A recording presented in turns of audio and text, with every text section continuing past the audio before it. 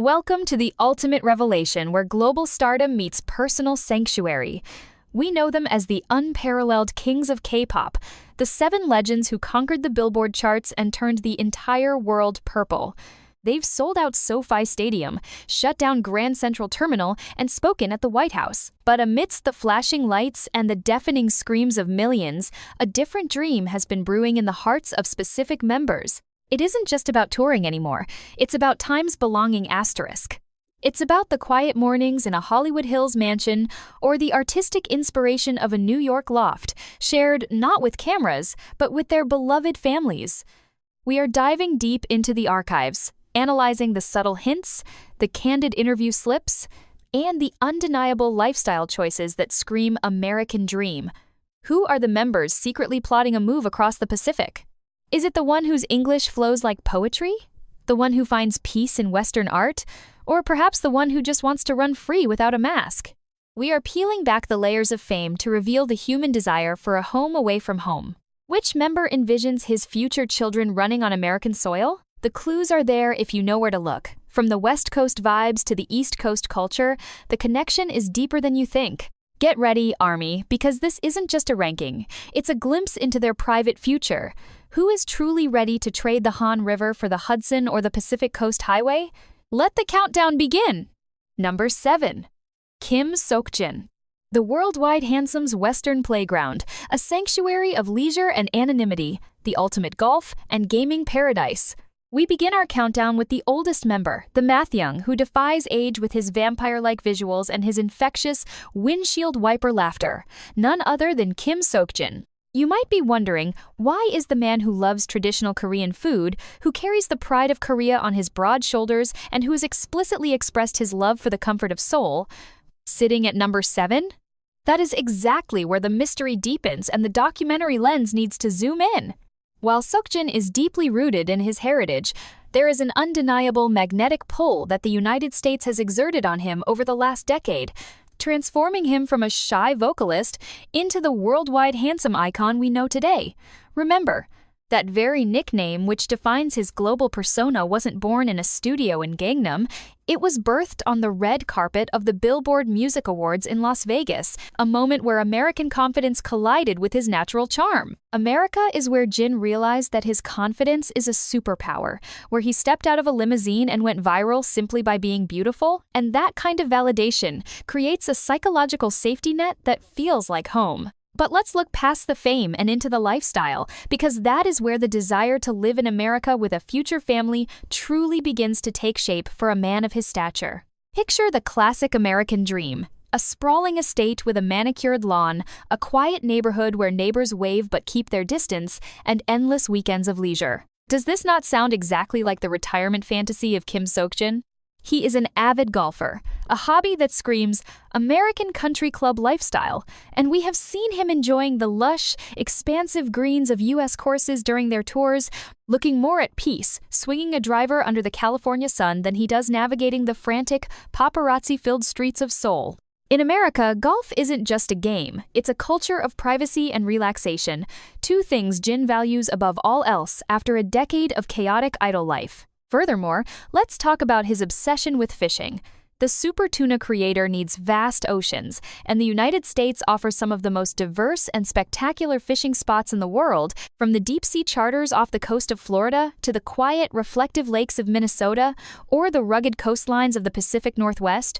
Can you not visualize him there? A middle-aged Jin, darker from the sun, teaching his son or daughter how to bait a hook on a private boat in the Gulf of Mexico, far away from the lens of a dispatch camera? That is the emotional core of this ranking.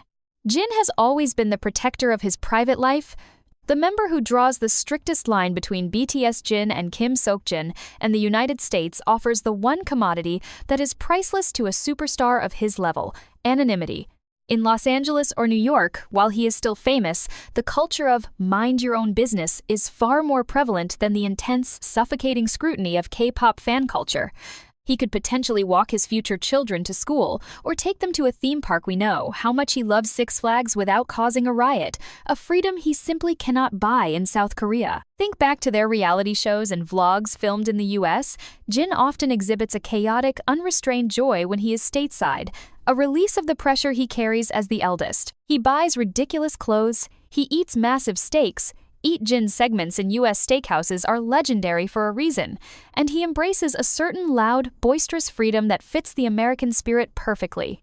There is also the gamer angle. The US is the hub of the gaming industry, and for a man who spends his free time in virtual worlds, living in a tech-forward mansion in Silicon Valley or a penthouse in Seattle near the gaming headquarters wouldn't be out of character. He is a man of simple pleasures, good food, games, fishing, and sleep, and the American suburbs offer the highest quality of that specific brand of slow living.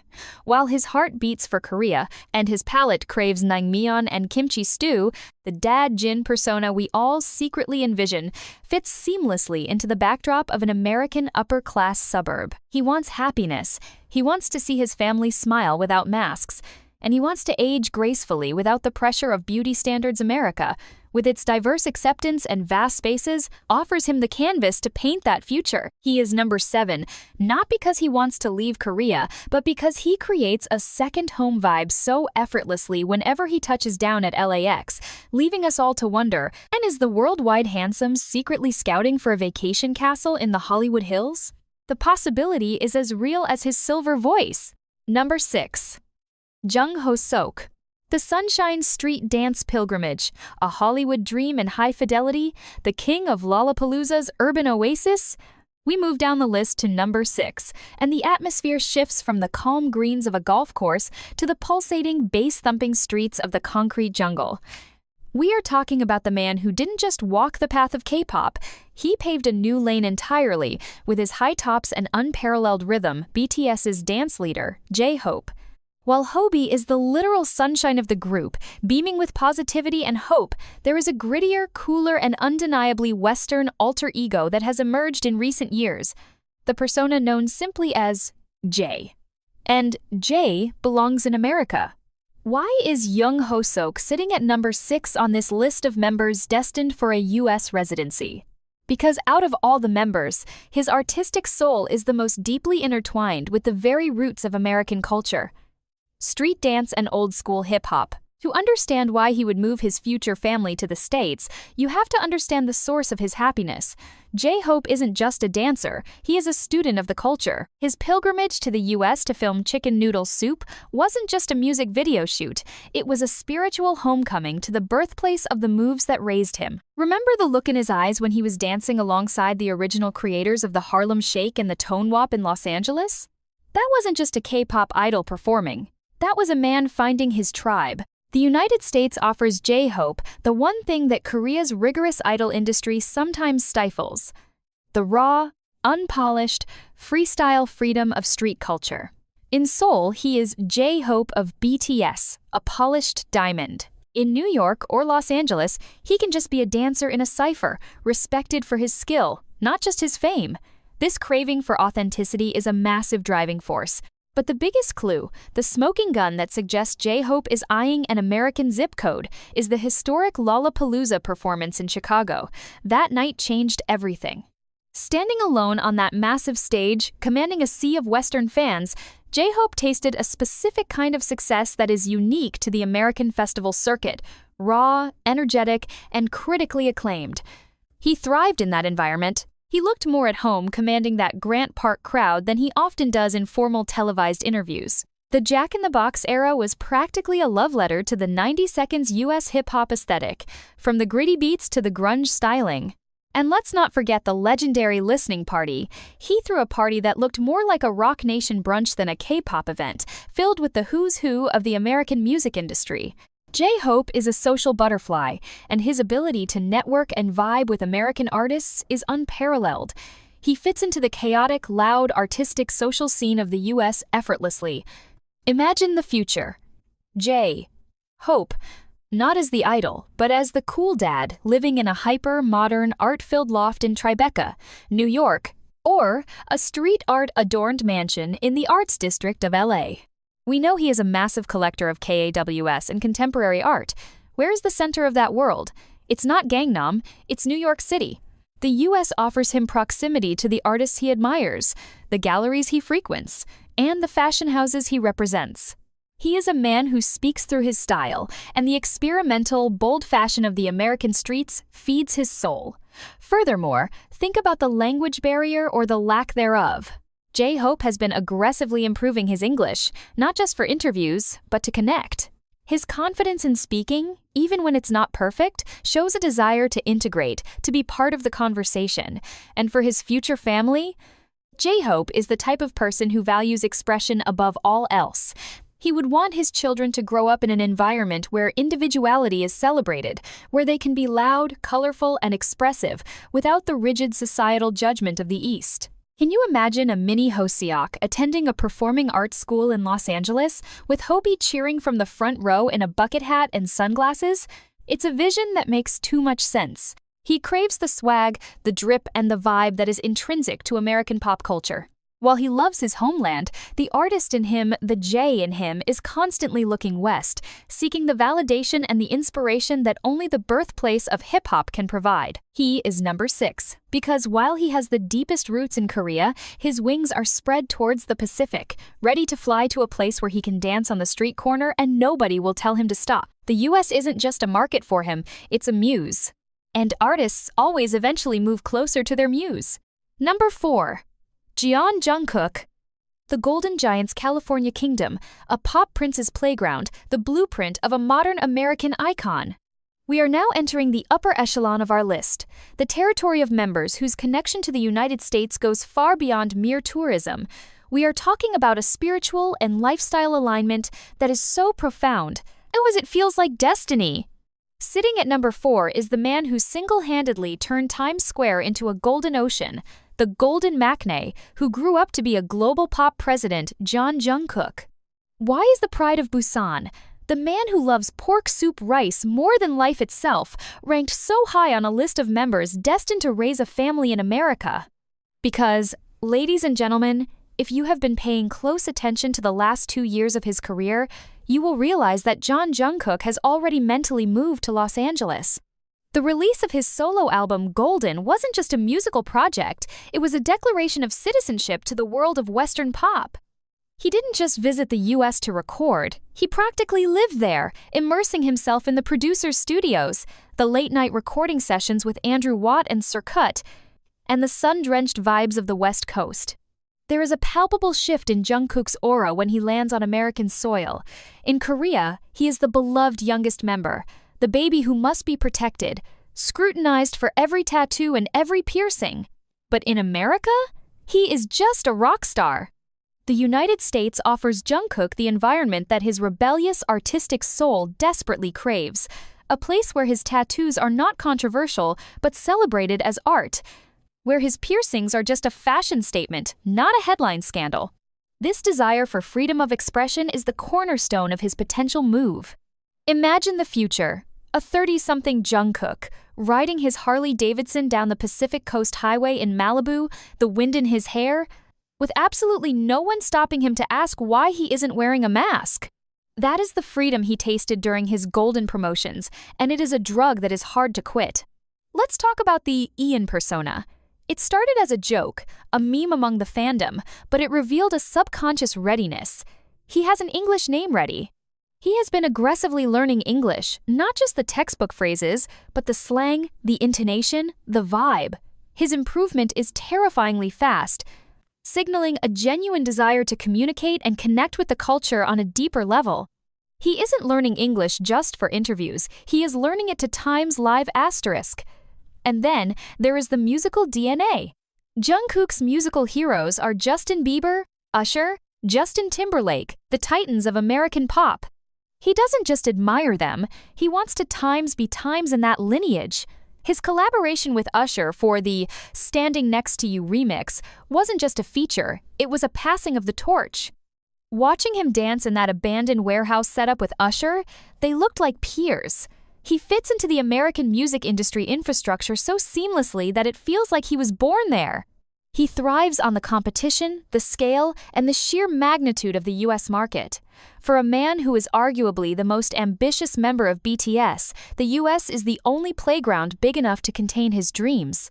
Now, shift the lens to the family aspect. We know Jungkook is a sentimental, loving person who dreams of a cool, romantic love story. He has mentioned wanting to be a young dad, a friend-like father. Picture this.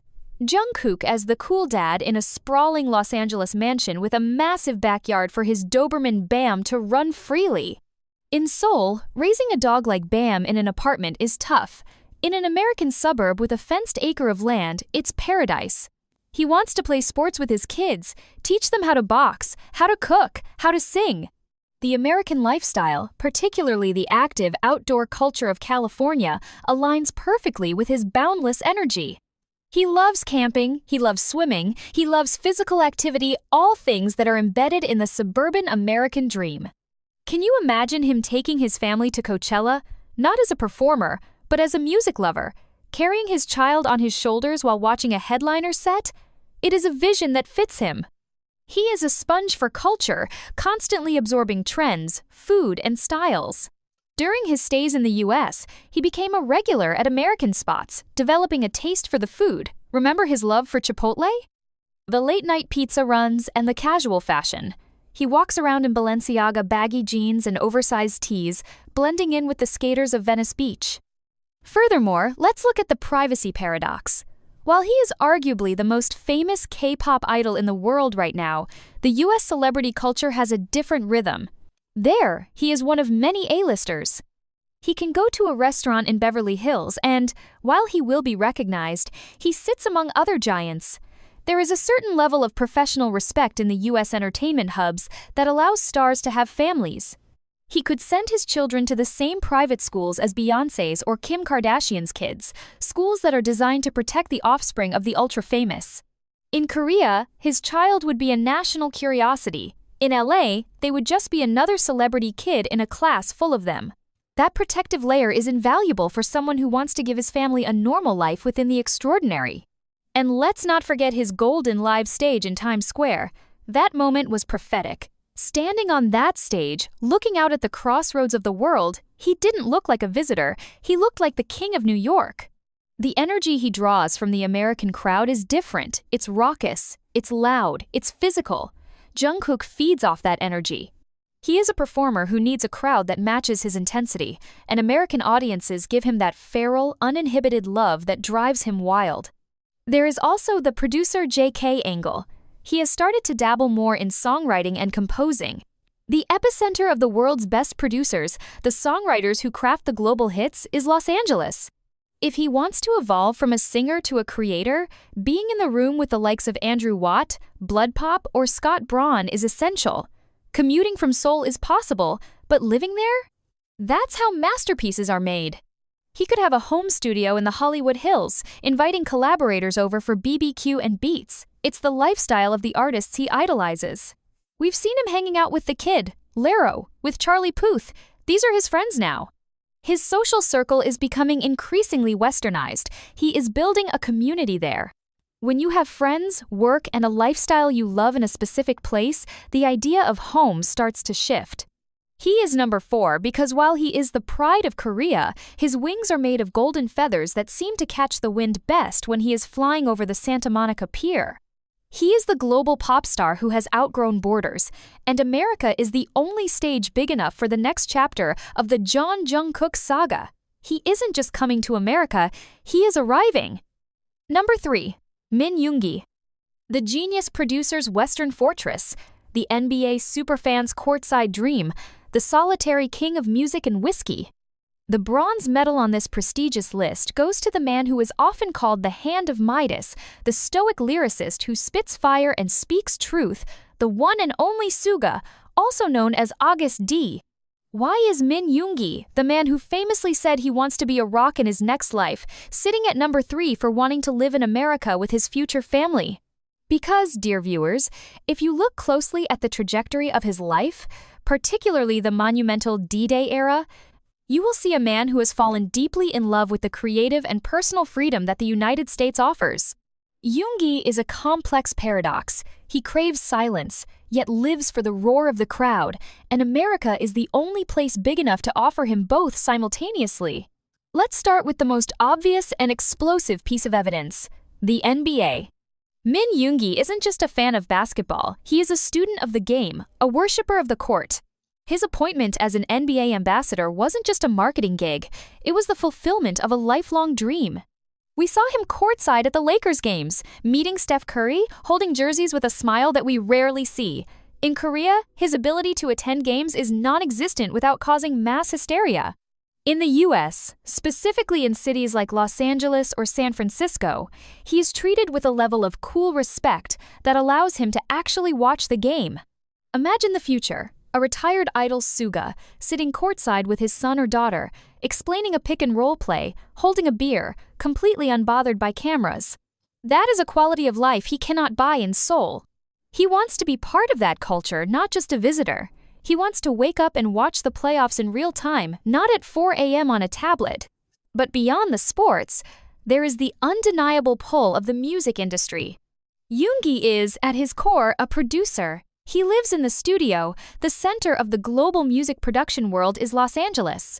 He has already built a massive network of Western collaborators: Halsey, Max, Juice, WRLD, Anderson, Pac. He thrives on the energy of the American studio sessions, which are often described as more loose, experimental, and spontaneous than the rigid K-pop system. Living in the US would allow him to hold court in a massive home studio in the Hollywood Hills, inviting legends over for late-night sessions and whiskey. Speaking of whiskey, let's talk about the Suchwita energy. Yoon-gi has cultivated an image of a mature, sophisticated host who enjoys deep conversations over a drink. This gentleman's leisure lifestyle fits perfectly with the American idea of success. You can picture him in a mid-century modern home in the California desert. Think Palm Springs or Joshua Tree, surrounded by vintage instruments and expensive furniture, living that rock star retirement life. He loves the desert. Remember the Dachwita music video? The rugged, vast landscapes of the American West appeal to his August D persona. It's raw, it's empty, and it's powerful. He needs space to think, and America has endless space. Furthermore, let's look at his solo tour, the D-Day tour. This was the smoking gun. Yoon-gi traveled across the US, not just hitting the major coastal cities, but diving deep into the country. He looked incredibly alive on those American stages. There was a looseness to his performance, a gritty rock and roll swagger that emerged when he was chugging whiskey from the bottle in front of a screaming New York crowd. He realized that in America, he can be August D fully.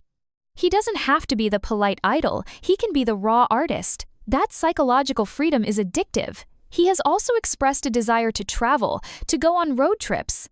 Can you imagine Father Yoon-gi driving a vintage convertible down Route 66 with his family? It sounds like a scene from a movie, but it is exactly the kind of romanticized solitude he writes about in his songs. He wants to show his family the world, not through a screen, but through the windshield of a car, exploring the Grand Canyon or the jazz clubs of New Orleans. There is also the language factor. Yoon-gi has been quietly but drastically improving his English. He understands almost everything. This isn't just for business, it's a tool for survival and integration. He wants to communicate his complex thoughts to the world without a translator. And let's not forget his Min-Stradamus reputation. He predicts the future. If he is planting roots in the US, collaborating with US artists, partnering with US leagues, touring US arenas, it's because he sees his future there. He is a planner. He doesn't do things by accident. Every move he has made in the last 3 years points to a desire for a global home base. He wants his future children to grow up with a world view, to be free from the heavy societal pressure of the Korean education system, which he has criticized in his lyrics. He wants them to be dreamers just like him. America, the land of the American dream, resonates with his own from rags to riches story. He started from the bottom in a small studio in Daegu, and now he stands on top of the world. Where else does a self-made king retire but in the land that celebrates self-made kings? He is number 3 because his soul is already halfway across the Pacific, sitting in a studio in Malibu, crafting the next masterpiece while the sun sets over the ocean. It's not just a wish. For Min Yoon-gi, it's a blueprint. Number 2. Kim Tae-hyung. The vintage soul's American jazz dream, a bohemian rhapsody in New York, the romantic wanderer's ultimate escape. Sitting gracefully at number 2, with a glass of wine in hand and a Chet Baker record spinning in the background, is the visual god, the man who lives his life like a continuous scene from a French New Wave film or a classic American romance, Kim Tae-hyung, simply known as V. Why is V, the member who is so deeply family-oriented and rooted in his grandmother's love, ranked this high for a potential move to the United States? Because Kim Tae-hyung's soul does not belong to the modern, fast-paced digital age of Seoul, it belongs to the classic, golden era of American culture. And he is tirelessly chasing that vintage ghost across the Pacific. To understand V's destiny, you must listen to the soundtrack of his life. He is obsessed, and I mean obsessed with American jazz. Bing Crosby, Frank Sinatra, Ella Fitzgerald, these are his idols. He doesn't just listen to them, he embodies them. His solo album, Layover, was practically a love letter to Western R&B and soul. Imagine the future he dreams of. A life where he isn't an idol, but a jazz gent, playing the trumpet in a small, intimate club in New York City or New Orleans, where the patrons care more about the blue notes than the celebrity status. We have seen him in the jazz clubs of NYC, looking more at peace and more himself than we have ever seen him on a Gayo Daejeon stage. The United States is the birthplace of the music that makes his heart beat. It is the land of the winter bear, the cinematic landscapes that he loves to capture with his camera under the pseudonym Vante. Speaking of Vante, let's talk about his artistic aspirations. Taehyung is a patron of the arts. He visits MoMA, the LACMA, and obscure galleries whenever he is in the States. In America, the art world is vast and eccentrically accepting. He could live in a loft in Soho or a mid-century modern architectural masterpiece in the Hollywood Hills, surrounded by paintings, sculptures, and silence. He craves the bohemian lifestyle, a life of artistic freedom, slow mornings, and intellectual stimulation. The US offers the anonymity required for this. In Korea, V cannot walk down the street without causing a traffic jam. In the US, we have seen countless fan accounts of him casually walking into a Starbucks or a record store, unbothered. He cherishes these moments of ordinary magic. He wants to be able to take his future children to a park, to hold his wife's hand in public, to live the romantic life he quotes from movies like About Time. He is the biggest romantic in the group. And his vision of romance is heavily influenced by Western media. Think about his social circle. He is the social butterfly who collects friends like rare gems. He was seen giggling with Lady Gaga, vibing with Jon Batiste, hanging out with Olivia Rodrigo. He fits into the eccentric, high-fashion crowd of the American entertainment industry perfectly. He is a fashion icon who is adored by American designers.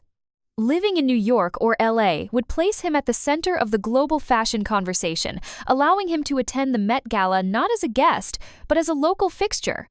But there is also a wilder, nature-loving side to him that points to a specific American destination, Hawaii. Taehyung has a deep spiritual connection to Hawaii. It's where the legendary Bon Voyage moments happened, where he walked barefoot, where he looked completely free. He loves the ocean, the sun, the aloha spirit. It wouldn't be shocking if he bought a secluded plantation home on Maui or Kauai, raising a large family.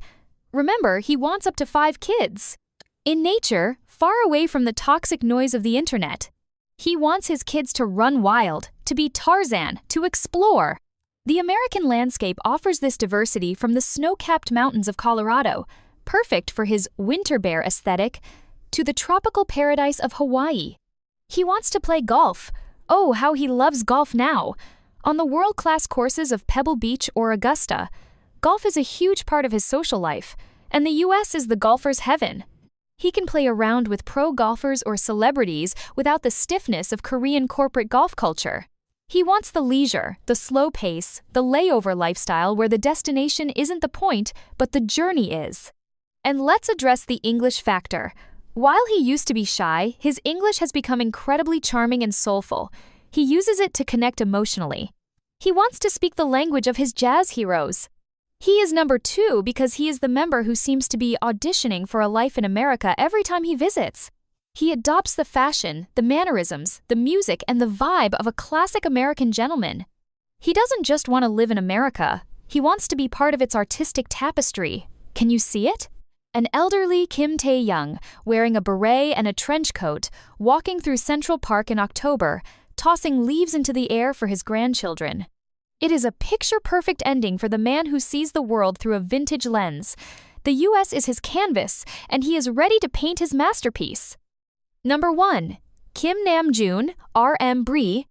The Philosopher King's Western Enlightenment, the art pilgrim's ultimate sanctuary, the leader who found his voice in the land of the free.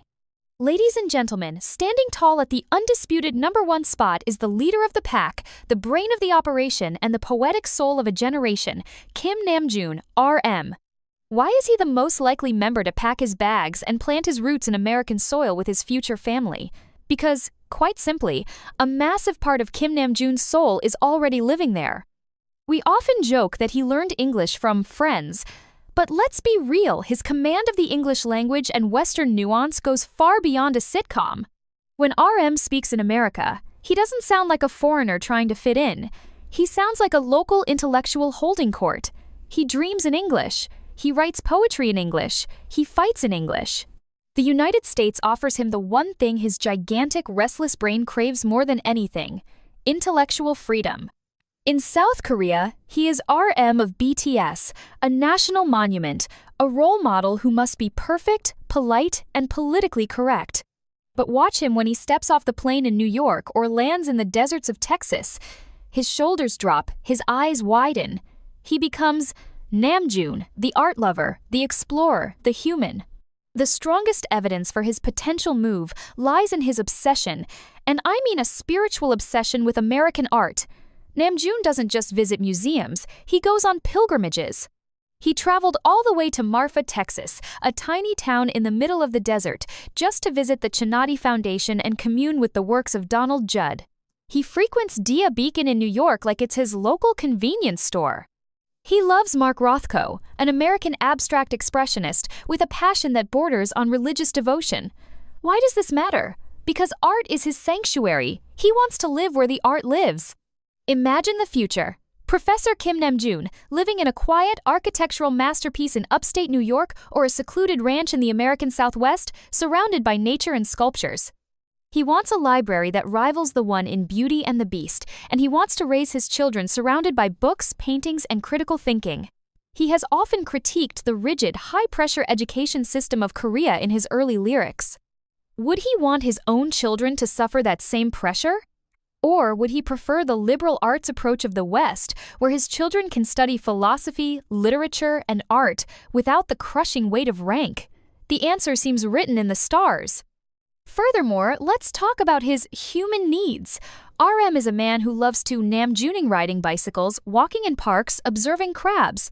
In Seoul, Namjooning is becoming increasingly difficult as his fame reaches God-tier levels. In the US, the parks are bigger, the forests are deeper, and the anonymity is thicker. He can ride his bike along the Hudson River or hike the trails of the Grand Canyon, finding the solitude he needs to recharge his social battery. He is a thinker who needs silence to hear his own thoughts, and the vast landscapes of America offer that silence in abundance. And look at his musical evolution! His solo album Indigo and his latest experimental work Right Place, Wrong Person are heavily influenced by Western alternative, hip-hop, and neo-soul genres. His collaborators are Erykah Badu, Anderson, Pac, Pharrell Williams. These are his peers. He vibrates on the same frequency as the American musical avant-garde. He wants to be in the room where the conversation happens, not just hearing about it from across the ocean. There is also a profound sense of responsibility that he carries in Korea. He is the face of the nation. That is a heavy crown to wear for a lifetime. Living in America would allow him to take off the crown and just be a father and a husband. He could be the cool intellectual dad who takes his kids to the Smithsonian on weekends, who discusses politics and philosophy at the dinner table, who teaches them to speak their minds fearlessly.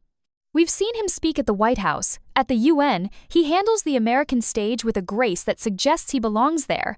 He understands the culture's complexity, its flaws, and its beauty. He doesn't idolize America blindly, he understands it, which is a sign of true belonging.